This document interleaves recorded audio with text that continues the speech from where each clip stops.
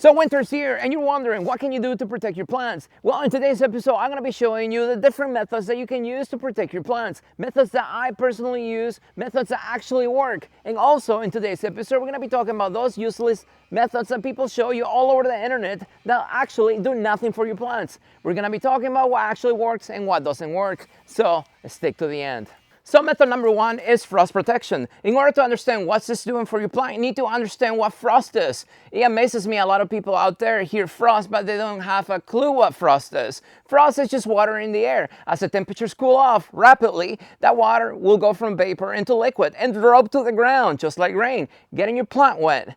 That is not a problem. The problem is the temperature. If the temperature keeps on dropping, now your plant is wet, and guess what's going to happen? That water on your plant is going to freeze, creating frost. Just like you, if you put ice against your skin, you're gonna get frostbite. It's the same principle for your plant. So now that you understand what frost is, well, what you do is you put a cover over your plant to prevent that water from getting to your plant and that water freezing. Now this cover right here, just like this one, all it's doing is preventing your plant from getting wet. And this is what happens when you don't cover your plants. This is a Swiss cheese plant right here, and as you can see, it's covered. Looking great, but if you look on the side, it was windy that night, and that is frost protection. This is what your plant will look like, just like your skin will look like if you keep ice against it for too long. But if you look on the inside, everything that is actually frost protected, it looks great. Why? Because this plant right here in my area is mainly frost sensitive. It's not cold sensitive, and that brings us to the next one. Cold protection. So cold protection, it's a little different than frost protection because you can still cover your plant, but if you cover your plant, it's still going to be cold on the inside. So for cold sensitive plants, frost protecting them is not enough. What you actually need to do, you need to build a cold structure. You need to change the ambient temperature around them. Because if you don't, even if you cover them and it's cold inside for too long, your plant is going to take damage. This is my fruit punch mango right here, and as you can see, it's doing great. It did not take any damage this past few nights where it dropped down to 27 degrees. But it's not about the number, it's about how long. It was a hard freeze. It was so cold that my actually faucets and irrigation system outside froze.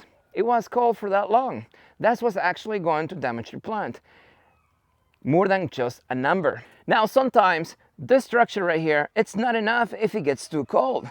This structure is only going to keep the inside temperature a few degrees warmer than the outside temperature. At that point, that brings us to method number 3, and that is using a heat source. So when it gets too cold inside the structure, I have to use a heat source because the structure alone is not enough. These are 500 watt heaters right here. And since it's the first year I'm using plastic all the way around for my cold structure, I've noticed that plastic will actually transfer the cold a lot easier inside the structure than just frost cloth. So this year, even though it hasn't been that cold compared to other years, I had to put 2 heaters in there because 1 heater was not enough. So let's say your tree is too big to build a structure around, like this Zapote, Zapodilla, Chico, Chiku here. As you can see, this one I covered to frost protected.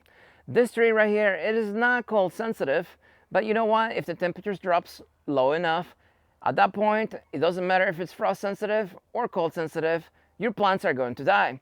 So another way that you can actually protect these types of plants is by using an external heat source, just like the mango tree. Something bigger though, like this diesel heater right here. So this guy, I'm trying it out this year because it runs on diesel, and diesel is a lot cheaper than propane. Normally I use propane tanks to protect my plants, but those only last for about 2 to 3 nights, and then I have to refill it. It's about $20 to $25 to refill a tank every 3 nights. Poor tree, so it gets expensive. This diesel heater right here, it will last easily 2-3 nights on 1 gallon of diesel. The only problem with this is I have to hook up a power source to it because it runs on 12 volts.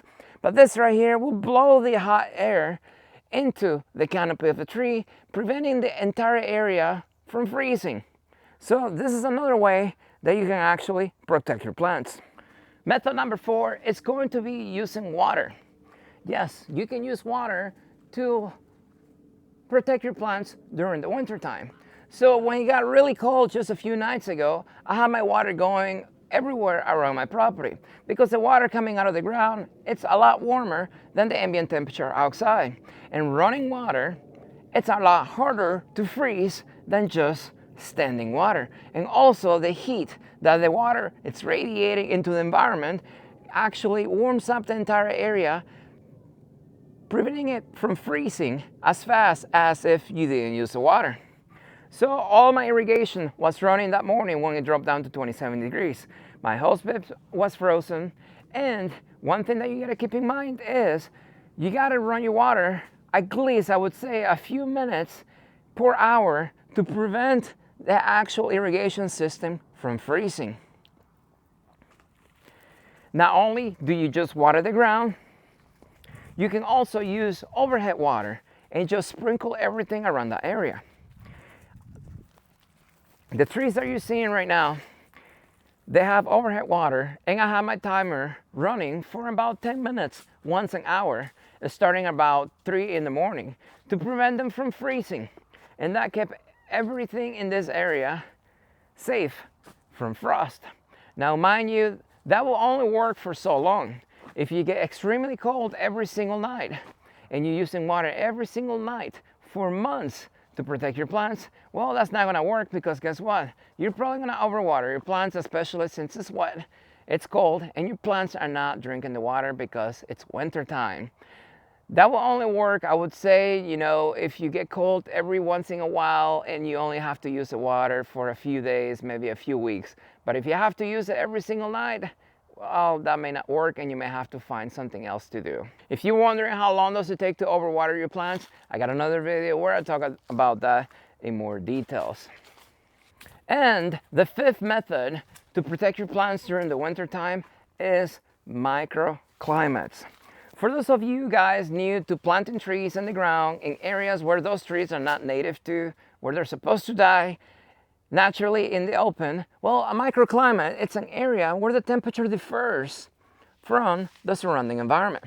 So I got my pine trees right here, and you can see how well protected this area is. Not only do the canopies of these trees prevent the frost from getting to this area, meaning it prevents the water from dropping down in this area, it also traps the heat being radiated from the ground. So this entire area right here, it's a few degrees warmer than out there in the open. And you know how much warmer it is? Well, let me show you. So this right here is a Cathy mango. As you can see, it is wrapped for frost protection. But I did not put a heater in here. And mangoes in my area are cold sensitive. Yes, this mango has been in the ground for a few years, but I have never put a heater in this mango since I put it in the ground. And as you can see, it made it just fine. It was really cold, but the microclimate in this environment right here allowed this tree to actually not die. You can see green leaves, no problem at all, and it looks amazing. My star fruit right here made it in between the pine trees without any protection at all. Just the microclimate it's sitting in.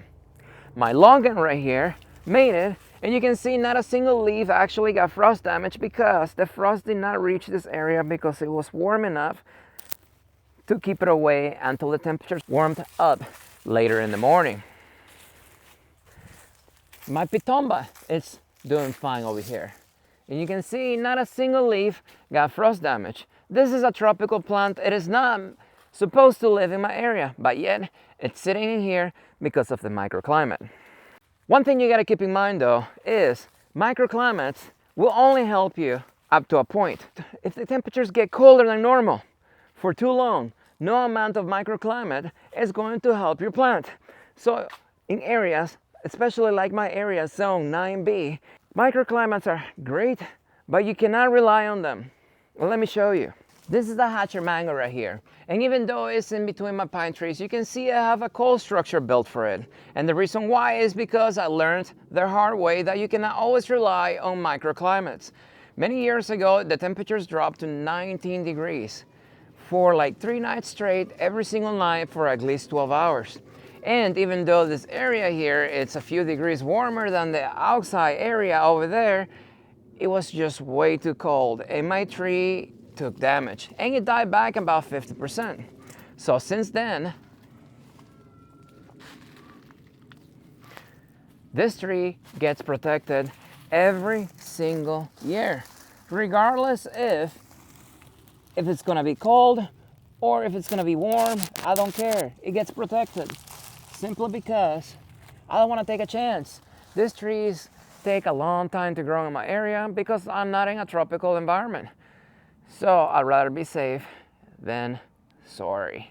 Now let's talk about some of the methods that people tell you to use to protect your plants in the wintertime. Methods that I have personally used myself and found that are useless, worthless, just gardening myths that people just keep spreading around because they don't know any better. And the first one is mulching your trees.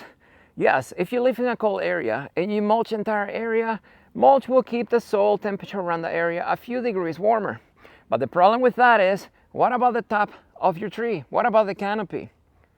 Most trees, once the canopy dies and the main trunk takes damage, it doesn't matter if the roots are warm, the tree is going to die to the ground, just like this Jamaican cherry tree here. I built a structure for it, last minute, I forgot about it, I did not put a heater in there, and guess what? My tree is cooked. I feel so bad about it, because it was one of the first trees I planted on this property, but life happened, and no amount of mulch, not even the structure, protected this tree, because this tree is cold sensitive. So mulching the ground, it's great if you have plants that will come back from the roots, like fig trees.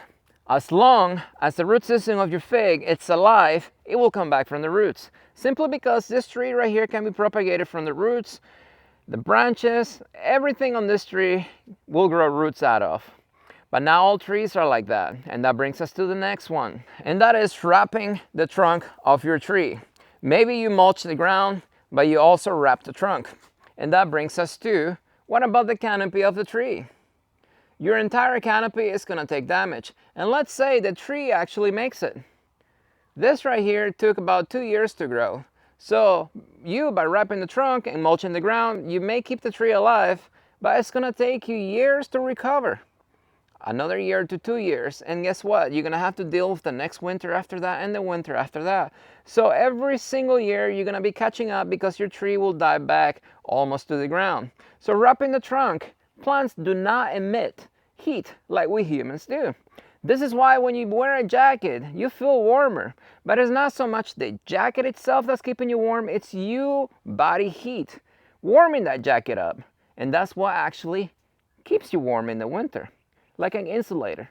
But plants do not have body heat. So if you wrap the trunk, that will protect it from frost, maybe wind, but it's not actually keeping your plant warm. So that method, in my opinion, I guess it's better than doing nothing. It's just waste of time. Other methods I've seen people use and tell other people to use is like spraying your plants with some special juices, because some special coating is supposed to keep your plants warm. I can tell you that is a waste of time, and if you don't believe me, go ahead and waste your money and try spraying your plants and see if your plants are going to survive the winter, especially if they are cold sensitive.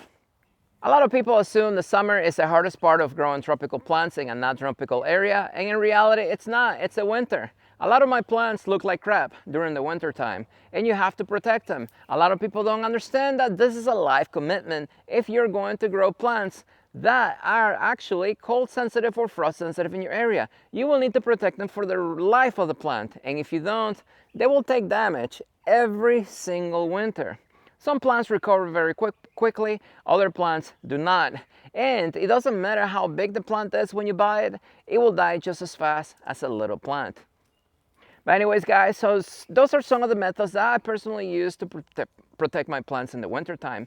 If you have other methods that you personally use, comment below, tell me, so that we can all share and help our plants together. As always, if you like the video, don't forget to like it. If you haven't subscribed, what are you waiting for? And I will see you next time.